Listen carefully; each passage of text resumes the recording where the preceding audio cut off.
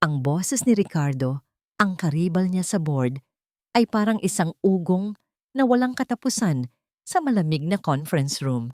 Tinitigan ni Celia ang mga numero sa screen. Ang kanyang mukha ay isang perpektong maskara ng awtoridad at kontrol. CEO, iyon siya. Isang babaeng hindi nagpapadala sa emosyon. Therefore, I propose a budget reallocation. Patuloy ni Ricardo. Saglit na tumahimik ang lahat habang pinag-aaralan ng proposal. Sa katahimikang yon, halos automatikong kinuha ni Celia ang kanyang cellphone sa ilalim ng mesa. Isang simpleng pag-check lang. Isang ugali. Pero ang ugaling iyon ang nagpabagsak sa mundo niya. Nang buksan niya ang social media, isang litrato ang bumungad sa kanya. Isang post mula sa isang taong hindi niya kilala. Isang larawan ng kanyang asawa, si Marco.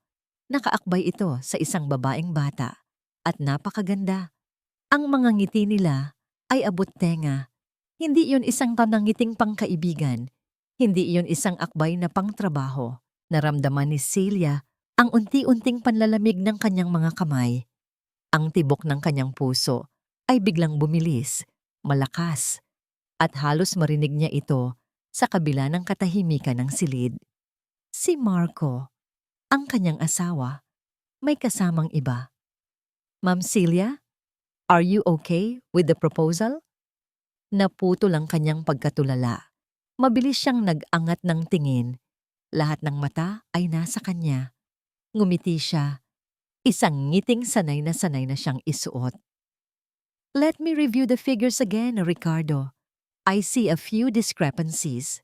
Ganoon lang. Binalik niya ang atensyon ng lahat sa trabaho. Walang sino man ang nakahalata na sa loob-loob niya, isang malaking bagyo ang nagsisimula ng mamuo. Ang litratong yon ay nakatatak na sa kanyang isipan, isang paalala ng lamat sa perpektong buhay na akala niya ay mayroon siya. Hindi. Hindi ito ang tamang lugar para dito. Mamaya na. Aayusin niya ito. Lahat ng bagay ay naaayos.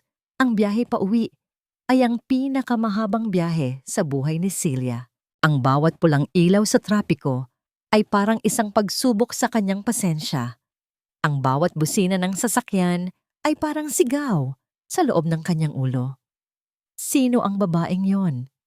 Gaano nakatagal? Pagdating niya sa bahay, tahimik ang lahat.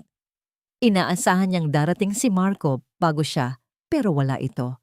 Ang katahimikan ay lalo lamang nagdagdag sa kanyang kaba. Inihanda niya ang sarili. Magiging kalmado siya, rasyonal. Pag-uusapan nila ito na parang isang business problem. 10:00 na ng gabi nang dumating si Marco, may dalang palang ngiti at amoy ng alak. Sorry ma'am, nagkayayaan lang ang mga kasama sa studio. Sabi nito, sabay halik sa kanyang pisngi. Umupo si Celia sa sofa. Pinanood ang kanyang asawa na maghubad ng sapatos. Marco, may kailangan tayong pag-usapan. Nawala ang ngiti ni Marco. Mukhang seryoso yan. Nakita ko. Simpleng sabi ni Celia. Pinipigilan ang panginginig ng kanyang boses. Nakita ko ang isang litrato sa social media. Ikaw. At isang babae. Nakita niya ang bahagyang panlalaki ng mga mata ni Marco, pero mabilis itong napalitan ng tawa, isang tawang pilit. Ah, iyon ba? Si Lara yon, bago kong modelo. Trabaho lang yon, Celia. Alam mo naman sa industriya natin, kailangan maging friendly sa mga kliyente. Friendly? Iyon ba ang tawag sa ganoong klase ng pag-akbay? Hindi mukhang trabaho lang, Marco. Napakasensitibo mo naman, sabi ni Marco. Ang boses ay may bahid na ng inis.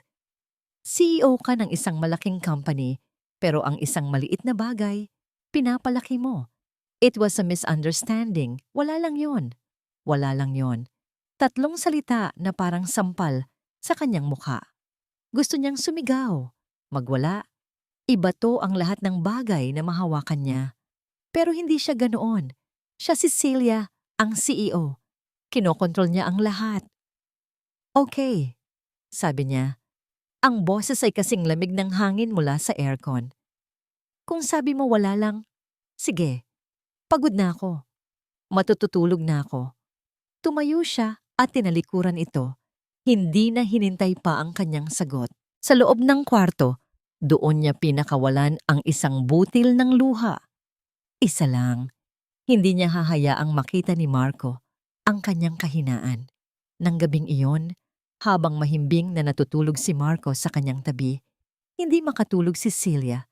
Tinititigan niya ang kisame. Paulit-ulit na naglalaro sa isip niya ang litrato. Biglang umilaw ang kanyang cellphone sa bedside table. Isang mensahe mula sa isang numerong hindi nakarehistro. Binuksan niya ito at ang mga salitang nabasa niya ay tuluyang gumuho sa natitirang pag-asa sa kanyang puso. Tanungin mo ang asawa mo tungkol sa trabaho niya sa Batangas ngayong weekend. Ang studio ni Marco ang kanyang kanlungan. Dito siya ang hari. Siya ang may kontrol sa ilaw, sa lente, sa bawat anino. Pero kahit dito, nararamdaman niya ang anino ni Celia. Napatingin siya sa isang maliit na estante sa sulok. Nandoon ang mga plaque at tropeyo ni Celia na hindi na magkasya sa opisina nila sa bahay. Woman of the Year. Top CEO under 40.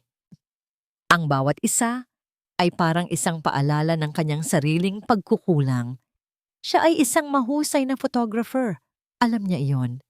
Pero kumpara sa tagumpay ni Celia, ang sining niya ay parang isang libangan lamang. May isa pang anino na bumabagabag sa kanya. Isang utang. Isang malaking halaga na inutang niya sa isang kaibigan para sa isang passion project na hindi naman kumita. Hindi niya masabi kay Celia, hindi dahil magagalit ito, kundi dahil sa kahihiyan.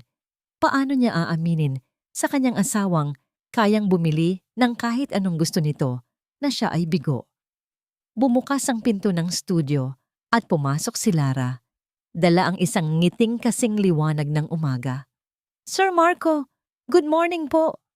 Agad na gumaan ang pakiramdam sa silid. Nawala ang mga anino. Lara, ang aga mo, sabi ni Marco. Pilit nang ngumingiti. Siyempre po, excited na ako sa shoot natin, sabi nito habang inilalapag ang kanyang bag. Nakasuot ito ng isang simpleng puting bestida, pero sa bawat galaw niya, tila ito sumasayaw. Alam niyo po sir, tiningnan ko ulit yung mga kuha niyo sa akin dati. Grabe, parang iba po ang mata niyo. Nakikita niyo yung hindi nakikita ng iba. Isang pamilyar na init ang gumapang sa dibdib ni Marco. Paghanga. Kailan niya huling naramdaman yon? Salamat. Trabaho lang, sabi niya habang inaayos ang kanyang kamera. Nagsimula ang kanilang photoshoot. Magaling si Lara. Bawat utos ni Marco, bawat hiling niya ay sinusunod nito ng walang mali. Pero mayroon siyang ginagawang higit pa. Sa bawat pag-click ng camera, tinititigan niya si Marco na para bang ito ang pinakamahalagang tao sa mundo. Sa isang saglit na pagpapahinga, nagtimpla si Lara ng kape. Para sa inyo po, Sir Marco. Para ganahan kayo lalo. Salamat, sabi ni Marco. Inaabot ang tasa. At doon nangyari iyon. Sa pag-abot niya, tila sinadyang gumalaw ni Lara. Natapon ang mainit na kape sa bestida nito, malapit sa dibdib. Ay! Tili ni Lara, pero mas mukha itong nagulat kaysa nasaktan. Sorry, kasalanan ko. Mabilis na sabi ni Marco, kumuha ng tissue. Hindi po. Ako po ang may kasalanan, sabi ni Lara. At sa pagpunas niya ng kanyang damit, hinawakan niya ang kamay ni Marco. Tulungan niyo po ako. Ang kanyang balat ay malambot. Ang kanyang mga mata ay puno ng isang bagay na hindi maintindihan ni Marco. Habang magkalapit sila, naamoy niya ang pabango nito. Matamis, nakakaakit. Isang pabangong hindi niya naaamoy sa sarili nilang bahay. Mabilis na umatras si Marco. Okay ka lang ba? Tumango si Lara. Ang kanyang mga labi ay bahagyang nakaawang. Okay lang po. Buti na lang hindi gaano mainit. Pagkatapos ng shoot, habang nag-aayos na sila ng gamit, nagsalita si Lara sa mahinang boses. Sir Marco, alam niyo po, itong trabahong ito, napakalaking bagay po nito sa akin. Kailangan ko po talaga ng isang big break para po matulungan ko ang pamilya ko sa probinsya. Nakita ni Marco ang lungkot sa mga mata nito. Isang lungkot na pamilyar sa kanya. Ang pakiramdam na kailangan mong may patunayan. Sa isang iglap, naramdaman niya ang isang koneksyon. Naramdaman niya na naiintindihan siya nito. Gagawin ko ang lahat para maging maganda ang mga litratong ito. Sabi niya, ang boses ay mas seryoso kaysa sa inaasahan niya. Ngumiti si Lara. Isang ngiting puno ng pasasalamat. Salamat po, Sir Marco. Alam ko pong hindi niyo ako bibiguin. Nang gabing iyon, matapos ang isa na namang tahimik na hapunan kasama si Celia, kung saan puro trabaho na naman nito ang pinag-usapan, pumasok si Marco sa kanyang studio. Umupo siya sa dilim, iniisip ang mga nangyari. Trabaho lang to, sabi niya sa sarili. Tinutulungan ko lang siya. Biglang umilaw ang kanyang cellphone.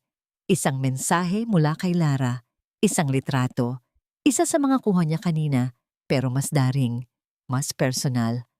At sa ilalim nito, may mga salita. Iniisip kita. Naramdaman ni Marco ang pagbilis ng kanyang pulso. Tumingin siya sa paligid. Tinitiyak na walang nakakakita. Kahit pa mag-isa lang siya sa silid. Mabilis niyang binura ang mensahe. Pero habang nakatitig siya sa madilim na screen ng cellphone, isang maliit na ngiti ang sumilay sa kanyang mga labi bago niya ito napigilan. Pinili ni Celia na maniwala sa kanyang asawa. Ang mensahe mula sa hindi kilalang numero ay isang lason at hindi niya ito iinumin. Siya ang CEO. Sanay siyang suriin ang mga katotohanan, hindi ang mga chismis. Ang katotohanan ay sinabi ni Marco na wala lang yon. At iyon ang kanyang panghahawakan. Para patunayan sa sarili na tama ang kanyang desisyon, nagplano siya. Anibersaryo nila sa susunod na araw. Isang sorpresang hapunan.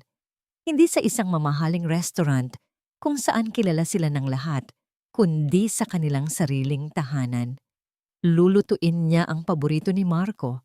Maglalagay siya ng mga kandila. Magsusuot siya ng damit na gusto nito. Ipapaalala niya sa kanilang dalawa kung ano ang meron sila. Isang problema ang kanilang pagsasama at tulad ng lahat ng problema, mayroon itong solusyon. Kinabukasan, maaga siyang umuwi mula sa opisina. Puno ng pag-asa ang kanyang puso habang namimili siya ng mga sangkap. Sa bawat hiwa ng gulay, sa bawat paghalo ng sarsa, nararamdaman niya na unti-unti niyang inaayos ang kanilang pamilya.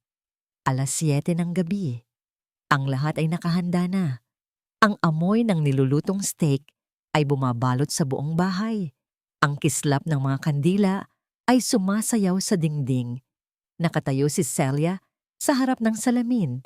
Suot ang isang pulang seda na bestida.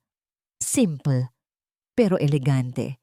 Ito ang unang damit na ibinigay sa kanya ni Marco. Ngumiti siya. Kaya niya itong ayusin. Sakto tumunog ang kanyang cellphone. Pangalan ni Marco ang nasa screen. Huminga siya ng malalim, inihanda ang kanyang pinakamatamis na boses. Hello, mahal. Pauwi ka na ba? May sorpresa ako sa'yo. Isang sandaling katahimikan sa kabilang linya. Pagkatapos ay ang boses ni Marco tila nagmamadali. Celia, sorry, patawarin mo ako. Hindi ako makakauwi ngayon. Naramdaman niya ang paglamig ng kanyang kamay na may hawak sa telepono. Bakit? May nangyari ba? Bigla ang trabaho. Kailangan kong pumunta sa Batangas. Isang kliyente. Very important. Ngayon na mismo ang alis ko. Babawi ako sa'yo, promise. Batangas. Ang salitang yon ay tumusok sa kanyang tainga na parang isang bubog. Pero pinanatili niyang kalmado ang kanyang boses. Okay, Marco. Mag-ingat ka sa biyahe. Salamat sa pag-intindi, ma'am. I love you. I love you too, sagot niya. Pero ang mga salita ay walang buhay. Ibinaba niya ang tawag. Tinitigan niya ang kanyang refleksyon sa salamin. Ang babaeng nakangiti kanina ay nawala na. Ang natira ay isang babaeng may malamig at blangkong mga mata. Hindi siya umiyak, hindi siya sumigaw. Kinuha niya ang kanyang cellphone at tinawagan ang kanyang sekretarya. Ana, sorry sa abala. Puwede mo bang i-check isang bagay para sa akin? Meron bang anumang photoshoot si Marco sa Batangas ngayong gabi o bukas?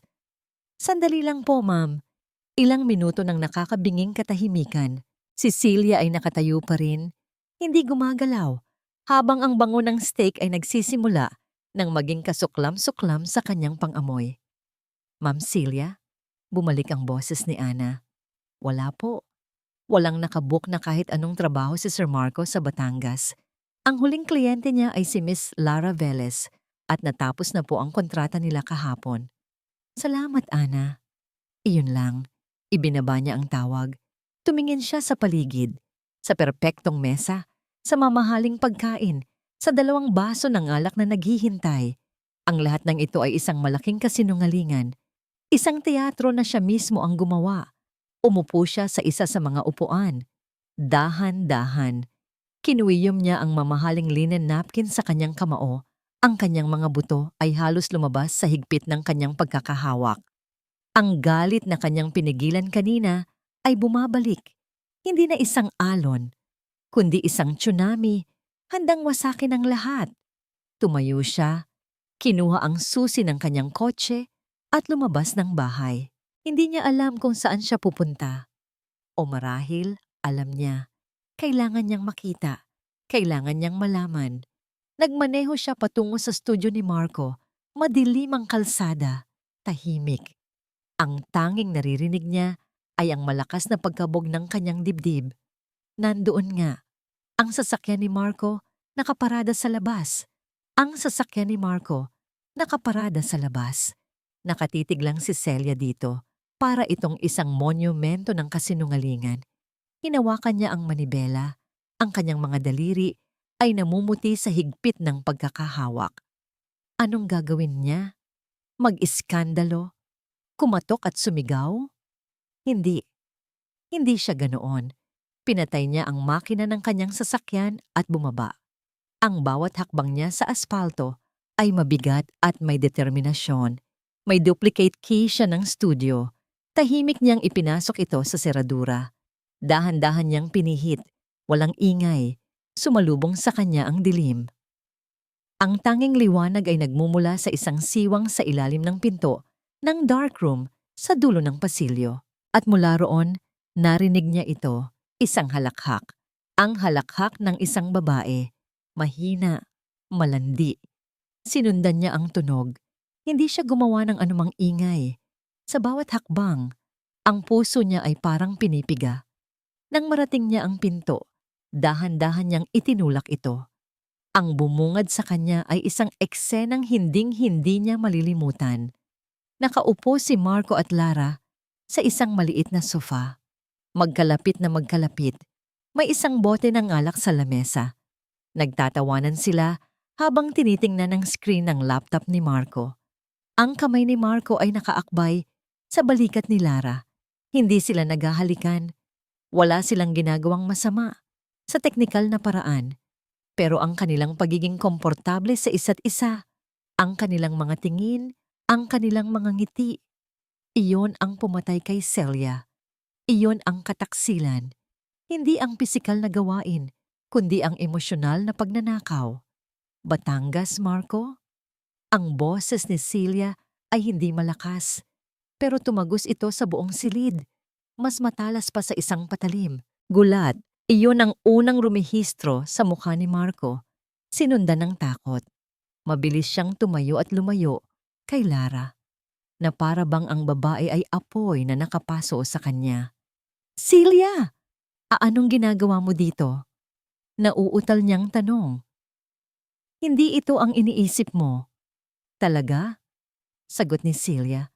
Ang kanyang mga mata ay hindi inaalis sa panonood sa kanila. Ano ba ang dapat kong isipin, Marco? Na ang very important client mo sa Batangas ay isang bote ng alak at isang batang modelo sa madilim mong studio. Si Lara naman ay biglang yumuko. Tila isang inosenteng kordero na naligaw. Ma'am Celia, Nag-uusap lang po kami tungkol sa trabaho. Pinapakita lang po sa akin ni Sir Marco yung mga litrato. Nagsimulang mamasa ang kanyang mga mata, pero hindi na naniniwala si Celia sa mga luha. Trabaho? 11:00 ng gabi? Pagkatapos mong sabihin sa akin na nasa ibang probinsya ka? Humarap siya kay Marco. Huwag mo akong gawing tanga. Celia, mag-usap tayo sa bahay. Pakinggan mo muna ako. Pagmamakaawa ni Marco, tinitigan siya ni Celia ng matagal. Ang nakita niya ay hindi isang lalaking nagkamali, kundi isang lalaking duwag. Isang lalaking hindi kayang harapin ang sarili niyang mga problema, kaya naghahanap ng aliw sa iba. Tumalikod si Celia. Hindi siya sumigaw. Hindi siya naghagis ng gamit. Ang katahimikan niya ay mas nakakatakot. Umuwi ka. Ngayon din. At lumabas siya ng studio, iniwan ang dalawa sa nakakabinging katahimikan na nilikha niya. Ang biyahe pa uwi ay puno ng tensyon. Walang nagsalita. Ang hangin sa loob ng sasakyan ay mabigat, halos hindi makahinga. Si Marco ay panay ang sulyap sa kanya, naghihintay ng pagsabog, pero wala siyang ibinigay. Ang pag-uusap nila sa bahay ay isang unos ng mga nasirang pangako at masasakit na salita. Si Marco ay umamin, umiyak, at humingi ng tawad. Pero para kay Celia, ang mga salita ay wala ng halaga. Ang tiwala ay nabasag na. Kinabukasan, pumasok si Celia sa opisina na para bang walang nangyari. Nakaplansa ang kanyang damit. Perpekto ang kanyang buhok. Ang kanyang muka ay kalmado. Isinuot niya ang kanyang maskara ng CEO. Walang sino man ang dapat makaalam ng gulo sa kanyang personal na buhay. Pero ang anino ng nakaraang gabi ay sumunod sa kanya. Sa kalagitnaan ng board meeting, habang pinipresenta niya ang quarterly report, nagsalita si Ricardo. Ang kanyang boses ay puno ng pilit na paggalang, pero ang kanyang mga mata ay nang iinsulto. Magaling ang mga numero, Celia. Walang duda. Simula niya. Pero alam nating lahat na ang isang kumpanya ay hindi lang tungkol sa kita. Ito ay tungkol din sa imahe, sa integridad. Ang reputasyon ng isang leader ay refleksyon ng kumpanya. Napatingin ang lahat kay Celia. Alam niya ang ibig sabihin ni Ricardo. Ang mga salita ay maingat na pinili, pero ang mensahe ay malinaw. Isang pag-atake. Naramdaman ni Celia ang pag-init ng kanyang pisngi, pero pinanatili niyang matatag ang kanyang boses. Ang performance ko at ang performance ng kumpanya ang tanging mga bagay na dapat nating tinatalakay sa silid na ito, Ricardo. Ngumisi si Ricardo. Siyempre, sinasabi ko lang na kailangan nating maging maingat. Isang maliit na iskandalo lang at ang lahat ng pinaghirapan natin ay maaaring bumagsak. Natapos ang meeting na may tensyon sa hangin. Pagbalik ni Celia sa kanyang opisina, isinara niya ang pinto at sumandal dito. Huminga siya ng malalim. Ngayon niya napagtanto, ang problema niya ay hindi na lang si Marco at si Lara. Ang krisis ay nakapasok na sa pader ng kanyang kumpanya. May kalaban siya sa loob, isang ahas na naghihintay lang ng tamang oras para tumuklaw. Inaatake siya mula sa dalawang panig, sa kanyang tahanan at sa kanyang trono. Biglang kumatok sa pinto ang kanyang sekretarya, si Ana. Pumasok ito, ang muka ay puno ng pag-aalala. Ma'am Celia, may kailangan po kayong makita. Inabot ni Ana ang isang tablet. Ang screen ay nagpapakita ng isang sikat na gossip blog. At sa pinakaitaas, isang malaking headline na may kasamang malabong litrato ni na Marco at Lara, nakuha mula sa malayo. Bombshell. Sikat at makapangyarihang female CEO, pinagtataksilan umano ng asawang photographer sa isang baguhang modelo. Ang mga sumunod na araw sa bahay ni na Celia at Marco ay parang isang mahabang lamay, puno ng katahimikan, isang katahimikang mas maingay pa sa sigawan. Sinubukan ni Marco na humingi ng tawad, pero ang bawat salita niya ay tumatama lang sa isang pader ng yelo na itinayo ni Celia sa paligid nito. Isang gabi, sa gitna ng kanilang hapunan na walang nagsasalita, hindi na natiis ni Marco. Celia, hanggang kailan tayo magiging ganito? Basag niya sa katahimikan. Tumingin lang si Celia sa kanyang pagkain. Hindi ko alam, Marco. Ano bang gusto mong sabihin ko? Sabihin mo na pinapatawad mo na ako. Sabihin mo na aayusin natin to. Paano natin aayusin ang isang bagay na paulit-ulit mong sinisira? Malamig na sagot ni Celia. Sa wakas ay nag-angat ng tingin. Doon sumabog si Marco. Ang kanyang pagkakasala ay napalitan ng galit. Isang galit na nakaturo hindi sa sarili niya, kundi kay Celia. Dahil ba ito sa'yo? Palagi kang abala sa trabaho mo. Palagi kang ang CEO, kahit dito sa bahay. Kailan mo ba ako huling tiningnan bilang asawa mo at hindi bilang isa sa mga empleyado mo? Nasaktan si Celia, pero hindi niya ito ipinakita. Ginagawa ko ang lahat ng ito para sa atin. At huwag mong isisi sa akin ang mga desisyon mo. Tumayo si Marco, padabog na ibinagsak ang kanyang kubyertos. Hindi mo maiintindihan. Umalis siya ng bahay at nagmaneho ng walang patutunguhan. Ang totoo, kinain siya ng kahihiyan. Tama si Celia, kasalanan niya. Pero mas madaling isisi sa iba ang sakit. Sa isang madilim na parking lot sa kabilang bahagi ng lungsod, nakaupo si Lara sa loob ng kanyang kotse. Ilang sandali pa, isang mamahaling itim na sasakyan ang pumarada sa tabi niya. Bumaba ang bintana nito at nakita ang mukha ni Ricardo, seryoso at walang emosyon. "Kumusta ang plano?" tanong ni Ricardo, walang anumang pagbati. "Hindi maganda," sagot ni Lara. Ang boses ay may bahid ng pagkabigo. "Nahuli kami ng asawa niya. Nag-iingat na siya ngayon. At ang blog post, hindi gaanong pinansin ng media." "Hindi yan ang gusto kong marinig," sabi ni Ricardo. Ang boses ay malamig. "Kailangan ko ng mas malaking sunog, Lara. Hindi isang maliit na usok lang. Ang career na ipinangako ko sa'yo ay nakasalalay sa kung gaano kalaki ang pinsalang magagawa mo." "Ano po ang kailangan kong gawin?" tanong ni Lara. Ang ambisyon ay nangingibabaw sa kanyang takot. Kailangan mo siya. Kailangan mo si Marco na gumawa ng isang bagay na hindi na niya maitatanggi. Isang bagay na sisira hindi lang sa tiwala ni Celia, kundi sa kanyang pampublikong imahe. Dalhin mo siya sa isang lugar na malayo. Kumuha ka ng mga litratong mas malala pa at siguraduhin mong kakalat ito. Tumango si Lara.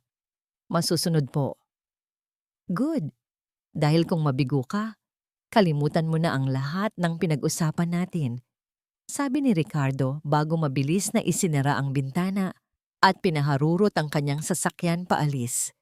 Naiwan si Lara sa dilim, hawak ang kanyang cellphone. Oras na para kumilos. Nasa isang bar si Marco, umiinom mag-isa, nang tumunog ang kanyang telepono. Si Lara. Sinagot niya ito. "Hello? Sir Marco?" Ang boses ni Lara sa kabilang linya ay basag at puno ng pagtangis. Tulungan niyo po ako." Agad na napaupo ng tuwid si Marco. "Lara, anong nangyari? Nasaan ka?" "Dahil po sa nangyari. Sa iskandalo, kinakansela na po lahat ng trabaho ko. Sira na po ang pangalan ko. Sira na po ang karir ko." Humahagulgol niyang sabi. "Kasalanan ko po lahat ito. Pero may isa pa pong paraan. May isang kliyente na handa pa ring kunin ako. Pero kailangan ko ng bagong portfolio. Isang private photoshoot. Sa isang resort."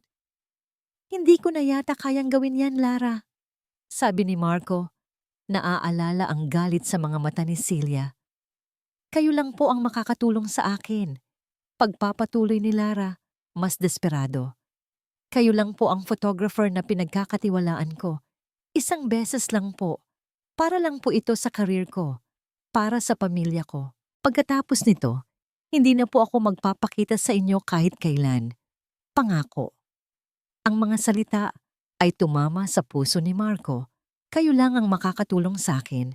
Siya ang magiging tagapagligtas. Siya ang magiging bayani sa kwento ng ibang tao. Dahil sa sarili niyang kwento, siya ang kontrabida. Pumikit siya ng mariin. Sige, gagawin ko. Kinabukasan, habang nag-iimpake si Marco ng kanyang mga gamit pang-kamera, paulit-ulit niyang sinasabi sa sarili, trabaho lang to, pagtulong lang to. Isang paraan ito para makabawi sa pinsalang nagawa niya. Sa pagtulong kay Lara, parang tinutulungan na rin niya ang kanyang sariling konsensya. Isang huling pagkakataon para patunayan na siya ay isang mabuting tao. Isang email ang pumasok sa kanyang telepono. Binuksan niya ito. Naglalaman ito ng 2 plane ticket papuntang Palawan at isang kumpirmasyon ng hotel booking sa isang liblib at mamahaling resort. Ang nagpadala, isang anonymous sponsor. Tinitigan ni Marco ang screen. Ito na, isang hakbang na lang at wala nang atrasan. Huminga siya ng malalim at nag-reply sa email ni Lara. Pupunta ako. Ang mga araw na wala si Marco ay parehong naging isang biyaya at isang sumpa para kay Celia. Ang katahimikan sa bahay ay nagbigay sa kanya ng espasyo para makahinga. Malayo sa mga pilit na pag-uusap at mabibigat na titig. Ngunit ang parehong katahimikan na yon ay isang malawak na canvas kung saan ang kanyang mga takot at pagdududa ay nagpipinta ng mga madilim na larawan. Saan talaga siya nagpunta? Totoo bang trabaho lang iyon? Sinubukan niyang ibaling ang kanyang buong atensyon sa kumpanya. Nagtrabaho siya ng mas mahaba, mas matindi. Ito ang kanyang kaharian, ang lugar kung saan siya ang may kontrol. Ang mga numero sa spreadsheet ay hindi nagsisinungaling. Ang mga business deal ay may malinaw na mga tuntunin. Dito, ligtas siya. Isang hapon, habang nasa kalagitnaan siya ng isang mahalagang video conference kasama ang mga international investor, naramdaman niyang nag-vibrate ang kanyang cellphone sa mesa. Hindi niya ito pinansin. Focus. Nag-vibrate ulit ito. Sunod-sunod, isang text mula kay Ana, ang kanyang sekretarya. Ma'am, kailangan niyo po itong makita. Urgent. Sinundan ito ng isa pang text. Ma'am, nasa lahat na po ng news sites. Isang malamig na kaba ang gumapang sa kanyang dibdib. Pinilit niyang panatilihin ang kanyang nangiti sa camera habang nagsasalita ang isang investor. Dahan-dahan, halos hindi humihinga, iginalaw niya ang kanyang mouse at nagbukas ng isang bagong tab sa browser. Tinipa niya ang pangalan ng isang sikat na entertainment news portal. At doon, sa pinakaitaas ng kanilang website, isang malaking larawan ang sumalubong sa kanya. Mas malinaw, mas masakit, mas walang duda, si Marco at si Lara nasa isang napakagandang beach. Nakasuot lang si Lara ng isang maliit na bikini. Si Marco ay walang pang-itaas. Sa isang litrato, buhat-buhat ni Marco si Lara habang tumatawa sila. Sa isa pa, magkayakap sila sa ilalim ng puno ng niyog. Ang paglubog ng araw ang kanilang background. Hindi ito mga litratong kuha ng isang stalker. Ang mga ito ay professional. Maganda ang anggulo, perpekto ang ilaw. Para silang mga bida sa isang romantikong pelikula. Ang headline, tapos na ang usapan. CEO's husband at starlet model nagpakasaya sa isang secret getaway sa Palawan. Nabitawan ni Celia ang kanyang mouse. Ang tunog ng pagbagsak nito sa sahig na gawa sa kahoy ay halos hindi niya narinig. Ang boses ng investor mula sa speakers ng kanyang laptop ay naging isang walang kahulugang ugong. Nanlalabo ang kanyang paningin. Ang hangin sa kanyang baga ay tila naubos. Celia, are you with us? What are your thoughts on the expansion plan? Napatingin siya sa screen. Ang kanyang mukha sa maliit na bintana ng video call ay maputla. Ang kanyang mga mata ay nanlalaki sa gulat at sakit. Ang maskara ay nahulog na. I have to go. Iyon lang ang nais sa tinig niya bago niya biglang pinatay ang tawag na nag-iwan ng mga nagtatakang investor sa kabilang panig ng mundo. Sa isang iglap, ang kanyang ligtas na kaharian ay gumuho. Ang iskandalo ay hindi na isang anino. Isa na itong halimaw na sumisira sa lahat ng kanyang pinaghirapan. Sunod-sunod na pumasok ang mga tawag mula sa mga miyembro ng board, mula sa kanyang mga kaibigan, mula sa kanyang pamilya. Ang bawat ring ng telepono ay parang isang martilyo na pumupukpok sa kanyang ulo. Tumayo siya at lumapit sa malaking bintana ng kanyang opisina. Tinitingnan ang syudad sa ibaba. Ang syudad na minsan ay parang nasa kanyang mga palad. Ngayon, parang hinuhusgahan siya ng bawat bintana, ng bawat gusali. Ang tingin ng mga tao sa kanya ay hindi na paghanga, kundi awa. O mas malala pa, pangungutya. Biglang bumukas ang pinto. Pumasok si Ana, hindi na kumatok. Ang muka ay puno ng awa. Ma'am, hawak ni Ana ang kanyang telepono. Isang email mula kay Ricardo. Ang subject, urgent, emergency board meeting, at sa loob ng email, isang simpleng mensahe na may kalakip na mga link sa lahat ng news articles. I believe we need to discuss the serious implications of this issue on our company's reputation and my previous concerns about leadership stability.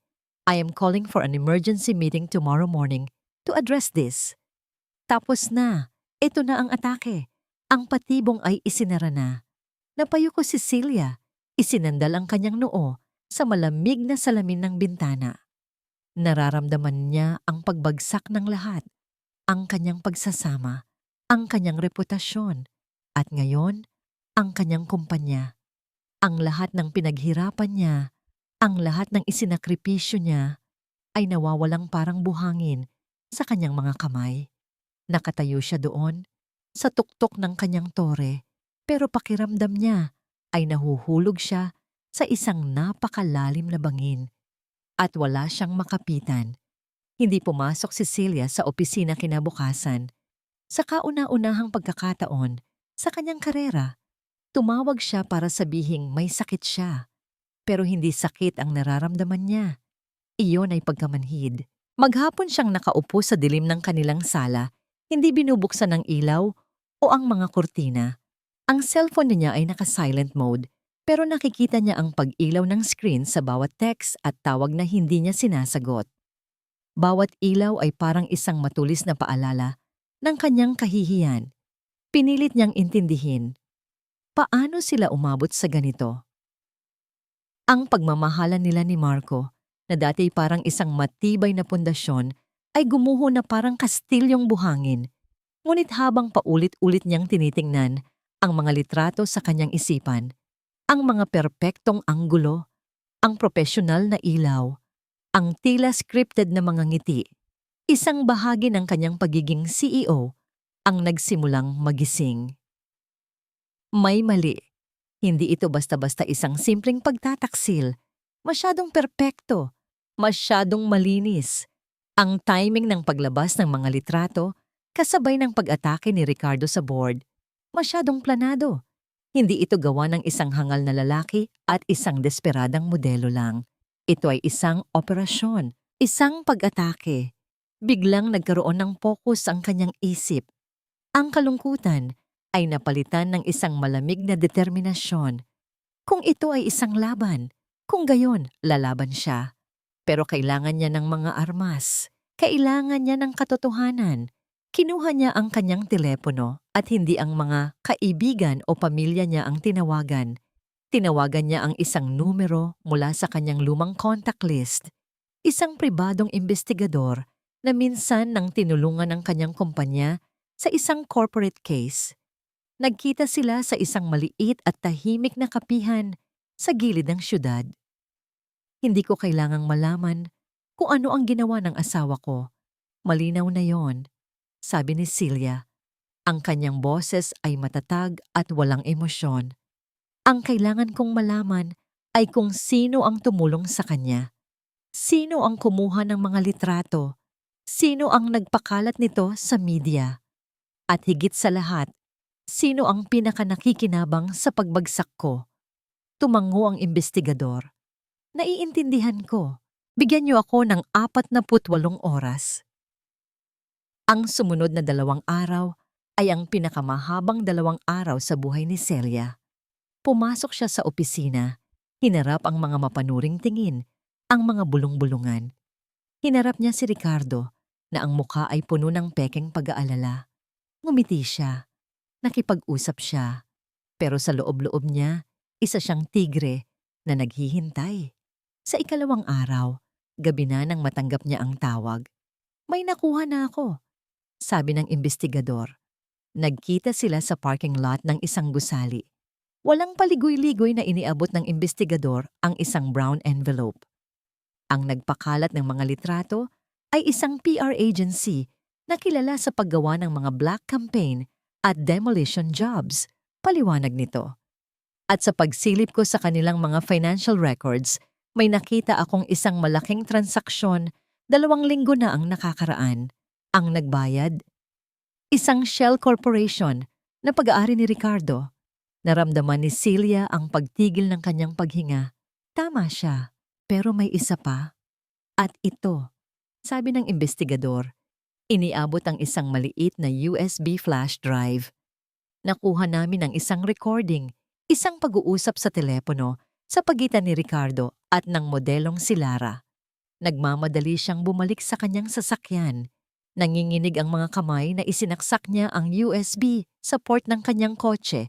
Pinindot niya ang play. Una, ang boses ni Ricardo, malamig at naguutos. Kailangan ko ng mas malaking sunog, Lara. Hindi isang maliit na usok lang. Sumunod ang boses ni Lara, puno ng ambisyon. Ano po ang kailangan kong gawin? At ang huling salita ni Ricardo na tumatak sa kanyang isipan. Dalhin mo siya sa isang lugar na malayo.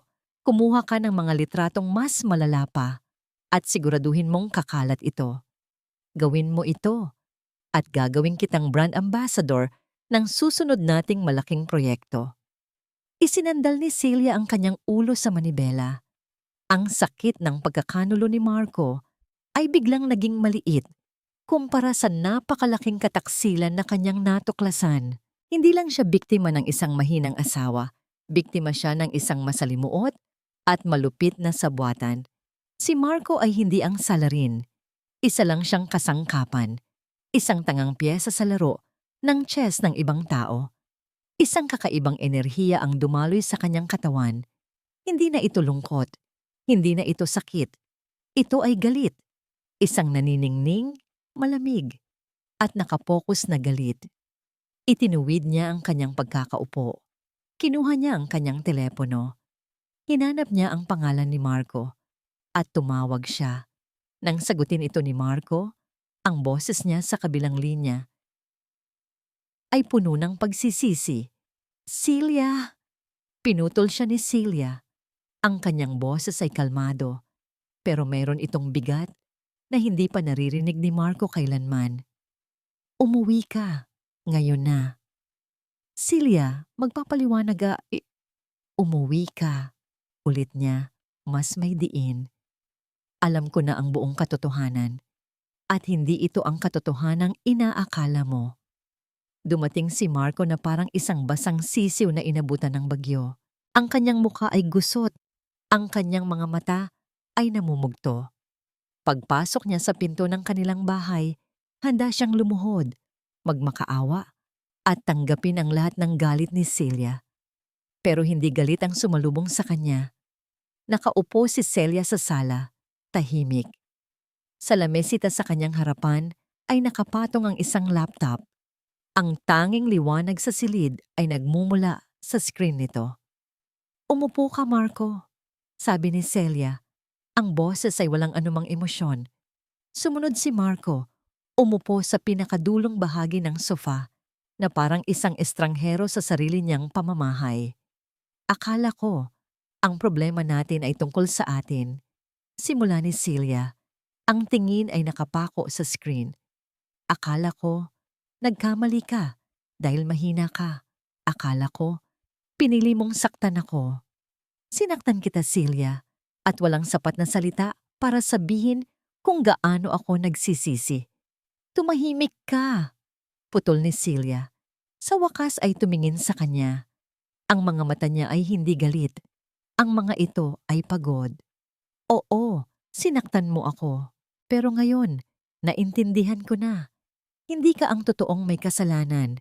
Dahil isa ka lang pala na tanga. Nasaktan si Marco sa salita. Pero wala siyang lakas na sumagot. Isang tanga na ginamit ng ibang tao para sirain ako. Pinindot ni Celia ang isang key sa laptop. Umaling-awngaw sa buong silid ang recorded na pag-uusap ni na Ricardo at Lara. Gawin mo ito at gagawin kitang brand ambassador. Bawat salita ay parang isang suntok sa mukha ni Marco. Ang kulay sa kanyang mukha ay unti-unting nawala, napalitan ng maputlang pagkabigla. Habang tumutugtog ang recording, ang pagsisisi sa kanyang mga mata ay napalitan ng hindi makapaniwalang katotohanan. Ginamit siya. Nilinlang. Ang babaeng akala niya ay tinutulungan niya. Ang babaeng nagparamdam sa kanya na siya ay mahalaga ay isa palang ahas na may tinatagong lason. At siya, sa kanyang kahinaan at paghahangad na mapatunayan ang sarili, ay nagpagamit. Nang matapos ang recording, isang nakakabinging katahimikan ang bumalot sa kanila. Iyan. Iyan ba ang dahilan kung bakit niya ako pinapunta sa Palawan? Halos pabulong na tanong ni Marco. Hindi ka ba nakikinig? Iyan ang dahilan ng lahat. Sagot ni Celia. Ang mga litrato, ang iskandalo, ang pag-atake sa akin sa board. Lahat ay parte ng isang plano. Isang plano ni Ricardo para makuha ang posisyon ko. At ikaw, Marco, ikaw ang ginawa nilang bala para iputok sa akin. Doon na bumagsak si Marco. Yumuko siya. Ipinatong ang kanyang mga siko sa kanyang tuhod at isinubsob ang kanyang mukha sa kanyang mga palad. Ang kanyang mga balikat ay nagsimulang manginig. Humagulgol siya. Hindi isang simpleng pag-iyak, kundi isang tunog ng isang taong ganap na nawasak. Patawarin mo ako, Celia. Patawarin mo ako. Hindi ko alam. Napakatanga ko. Pinanood siya ni Celia. Noong una, inasahan niyang makakaramdam siya ng awa o kahit kaunting pagkakonsensya, pero wala. Ang naramdaman niya ay isang malalim at nakakapanghinang pagkadismaya. Mas masakit pa pala sa kataksilan ang katotohanang ang lalaking pinakasalan niya, ang lalaking pinagkatiwalaan niya, ay napakahina pala. Napakadaling manipulahin. Ang kanyang pagmamahal ay ipinagpalit sa ilang matatamis na salita mula sa isang estranghero. Tumunog ang telepono ni Celia. Isang email notification. Ang opisyal na anunsyo para sa emergency board meeting bukas ng umaga. Ang agenda. A vote of no confidence on the current CEO's leadership. Tinitigan niya ang anunsyo. Pagkatapos ay tiningnan niya ang kanyang asawang umiiyak sa kanyang harapan. Sa isang iglap, naramdaman niya ang bigat ng lahat. Ang lalaking mahal niya ay isang kasinungalingan. Ang babaeng kalaban niya ay isang manloloko. Ang lalaking katrabaho niya ay isang traidor. Ang kumpanyang binuo niya ay malapit nang mawala sa kanya. Ang lahat ng pinahahalagahan niya, ang lahat ng pundasyon ng kanyang buhay ay gumuho ng sabay-sabay. Wala na siyang mapagkakatiwalaan. Wala na siyang babalikan. Tumayo si Celia at naglakad papunta sa balkonahe. Iniwan si Marco na nag-iisa sa kanyang pagtangis. Tumingin siya sa mga ilaw ng syudad sa ibaba. Minsan, ang mga ilaw na yon ay sumisimbolo sa kanyang mga pangarap at tagumpay. Ngayon, para itong mga mata ng libu-libong tao na nakatingin at humuhusga sa kanya. Pakiramdam niya ay nag-iisa siya sa buong mundo. Pero sa gitna ng matinding kalungkutan, isang kakaibang kapayapaan ang nagsimulang gumapang sa kanyang puso. Ang kapayapaan na dulot ng pag-abot sa pinakailalim. Kapag wala ka ng babagsakan, wala ka ng ibang pupuntahan kundi pataas o marahil sa ibang direksyon. Pumasok siya muli sa loob. Kumuha siya ng isang piraso ng papel mula sa kanyang briefcase. Isang mamahaling papel na may letterhead ng kumpanya. Kumuha rin siya ng isang pluma. Umupo siya, hindi sa tabi ni Marco, kundi sa isang hiwalay na upuan at nagsimula siyang magsulat. Hindi ito isang plano para lumaban. Hindi ito isang diskarte para manalo. Ito ay isang sulat ng pagbibitiw. Ang conference room ay puno ng tensyon. Ang bawat miyembro ng board ay nakaupo sa kanilang mga mamahaling upuan. Ang kanilang mga mukha ay seryoso at hindi mabasa. Si Ricardo ay nasa pinakadulo ng mesa. Ang kanyang postura ay puno ng kumpiyansa na para bang siya na ang nanalo. Nang bumukas ang pinto at pumasok si Celia, lahat ng mata ay napunta sa kanya. Inasahan nilang makita ang isang babaeng wasak, isang leader na dehado. Ngunit ang Celia na pumasok ay hindi ganoon. Siya ay kalmado. Ang kanyang bawat hakbang ay may bigat at layunin. Ang kanyang damit ay simple pero elegante. Ang kanyang mukha ay walang emosyon, ngunit ang kanyang mga mata ay may apoy. Umupo siya sa kanyang upuan sa kabisera ng mesa. Inilapag niya ang kanyang folder. Tumingin siya sa bawat isa sa kanila, isa-isa. "Good morning," sabi niya. Ang kanyang boses ay malinaw at matatag na pumuno sa katahimikan ng silid. "Celia," simula ni Ricardo. Ang boses ay puno ng pekeng simpatiya. "Alam nating lahat kung bakit tayo naririto. At bago tayo magsimula, gusto kong sabihin na..." "Bago ka magsimula, Ricardo," putol ni Celia, "mayroon muna akong gustong iparinig sa inyong lahat." Isang senyas mula sa kanya at ang kanyang matapat na sekretarya, si Ana, ay nag-play ng isang audio file mula sa sound system ng conference room. Sa simula, nagkaroon ng pagkalito. Ngunit nang umalingaw-ngaw ang boses ni Ricardo sa mga speaker, ang pagkalito ay napalitan ng pagkabigla. "Kailangan ko ng mas malaking sunog, Lara. Hindi isang maliit na usok lang." Lahat ng ulo ay napalingon kay Ricardo. Ang kumpiyansa sa kanyang mukha ay biglang naglaho, napalitan ng namumutlang takot. Sinubukan niyang magsalita, pero walang boses na lumabas. "Gawin mo ito, at gagawin kitang brand ambassador." Nang matapos ang recording, isang nakakabinging katahimikan ang muling bumalot sa silid. Si Ricardo ay parang isang estatwa na gawa sa yelo. Tulad ng narinig ninyo, pagpapatuloy ni Celia, ang kanyang boses ay kasing lamig ng asero. "Ang iskandalong sumira sa aking pangalan ay hindi isang aksidente. Ito ay isang planadong pag-atake. Isang sabwatan na ginawa ng isa sa inyo para pabagsakin ako at ang kumpanyang ito." Tumingin siya ng diretso kay Ricardo. "Ang integridad at reputasyon na binabanggit mo, Ricardo, mukhang ikaw ang matagal nang walang ganoon." Walang sino man ang nangahas na magsalita. Ang ebidensya ay hindi matatawaran. Inasahan ng lahat na ito na ang sandali ng tagumpay ni Celia, ang sandali kung saan niya ipapatalsik si Ricardo at muling patutunayan ang kanyang kapangyarihan. Ngunit hindi iyon ang ginawa niya. Dahan-dahan siyang tumayo. Kinuha niya ang isang papel mula sa kanyang folder. Ang kanyang sulat ng pagbibitiw. "Gayunpaman," sabi niya, "ang insidenteng ito ay nagturo sa akin ng isang mahalagang aral. Ang kumpanyang ito ay nararapat sa isang leader na ang buong atensyon ay nasa paglago nito, hindi sa pag-aaksaya ng oras sa mga ganitong klaseng maruruming laro."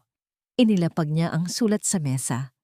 "Epektibo ngayong araw, ako ay nagbibitiw bilang CEO." Isang kolektibong paghinga ng gulat ang maririnig sa silid. Maging si Ricardo ay hindi makapaniwala. "Pinili kong umalis hindi dahil natalo ako," sabi ni Celia. Tinitingnan ang bawat isa sa kanila.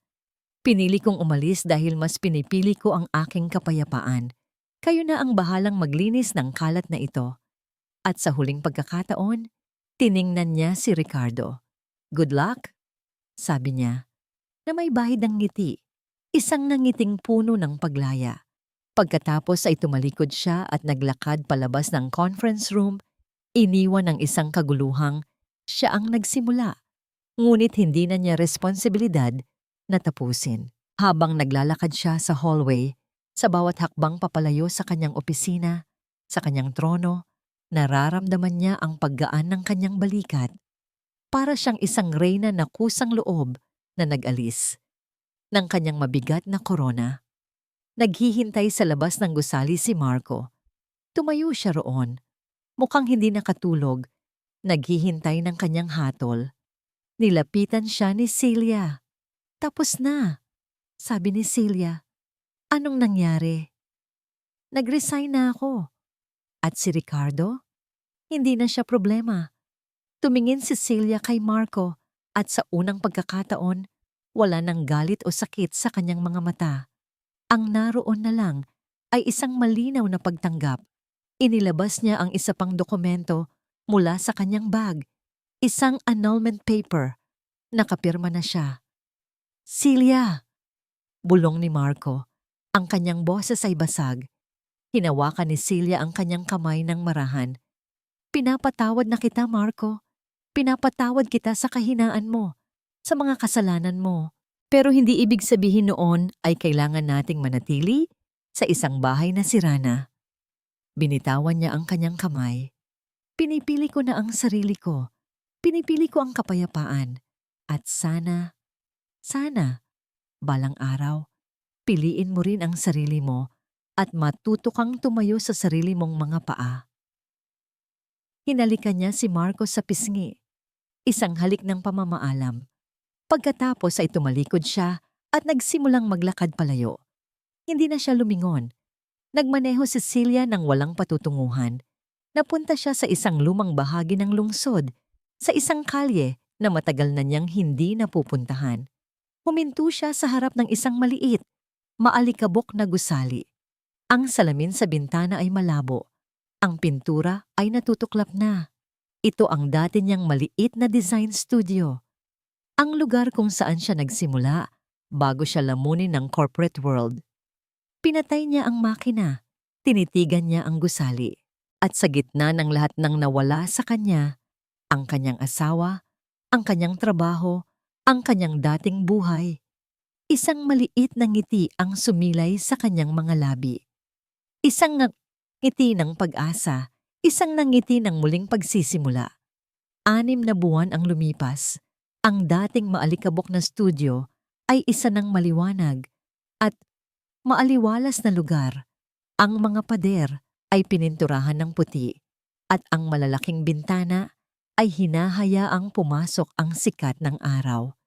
Puno ang lugar ng mga sample ng tela, mga sketch ng weebless at mga maliliit na modelo ng mga interior design. Ang hangin ay may amoy ng bagong barnis na kahoy at sariwang kape. Ito na ang bagong mundo ni Celia. Ang Celia Designs. Walang board meetings, walang corporate politics. Tanging siya, ang kanyang mga kliyente at ang kanyang sining. Sa unang pagkakataon sa loob ng maraming taon, naramdaman niya ang tunay na kaligayahan. Isang kaligayahang hindi nakasalalay sa stock market o sa opinyon ng ibang tao. Isang kaligayahang nagmumula sa paglikha. Isang umaga, habang abala siya sa pagguhit ng isang bagong disenyo, narinig niya ang balita mula sa radyo na nagpapatugtog sa sulok. Si Ricardo ay tinanggal sa kumpanya matapos ang isang malaking investigasyon. Ang karir ni Lara ay hindi na umusbong at mabilis na nalimot. Ngumiti lang si Celia. Hindi itong ngiti ng tagumpay o paghihiganti.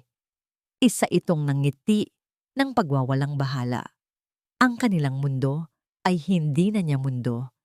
May tumunog na kampanilya sa pinto. Isang lalaki ang pumasok.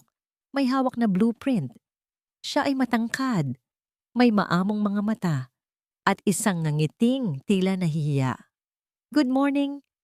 Hinahanap ko si Celia," sabi nito.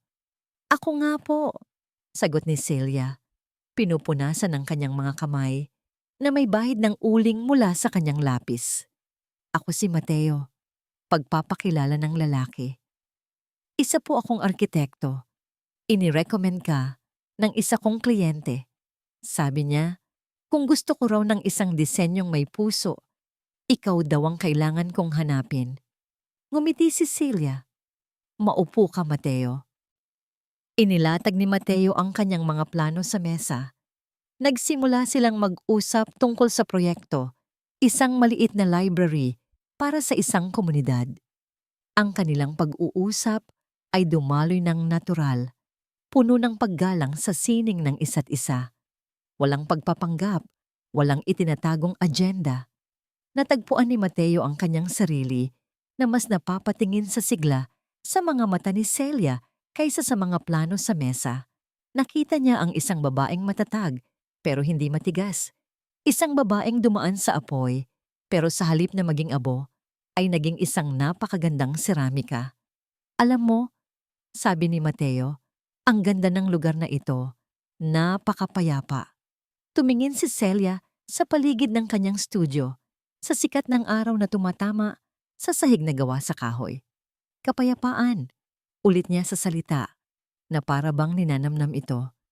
Iyon pala ang pinakamahalagang disenyo sa lahat. Nang paalis na si Mateo, huminto ito sa may pinto. Celia, pwede ba kitang ayain magkape minsan? Bilang kaibigan o bilang dalawang taong mahilig sa magagandang bagay? Tumingin si Celia sa kanya. Isang taon na ang nakalipas, ang ganitong imbitasyon ay susuriin niya, aanalisahin. Ngayon, nakinig siya sa kung ano ang sinasabi ng kanyang puso. Sige, sagot niya. Isang tunay at malayang nangiti ang nasa kanyang mga labi. Gusto ko yan. Nang makaalis si Mateo, naiwan si Celia na nakatayo sa gitna ng kanyang maliit na kaharian. Kinuha niya ang kanyang tasa ng kape at lumapit sa bintana. Pinanood ang mga taong naglalakad sa labas. Biglang nag-vibrate ang kanyang cellphone. Kinuha niya ito. Isang pangalan ang lumitaw sa screen. Marco. Tinitigan niya ito ng ilang sandali. Walang galit. Walang sakit. Ang naroon na lang ay isang alaala ng isang kabanata sa kanyang buhay na natapos na. Hindi niya ito sinagot. Sa halip, pinindot niya ang decline. Ibinalik niya ang kanyang atensyon sa labas, sa sikat ng araw. Huminga siya ng malalim, naamoy ang simoy ng bagong simula. Ang mundo ay hindi nagbukas ng daan para sa kanya dahil siya ay tumayo. Ang mundo ay nagbukas ng daan dahil sa wakas, natutunan niyang bitawan ang mga bagay na humihila sa kanya pababa at naglakad siya sa sarili niyang direksyon, patungo sa liwanag ng muling pagsikat ng araw.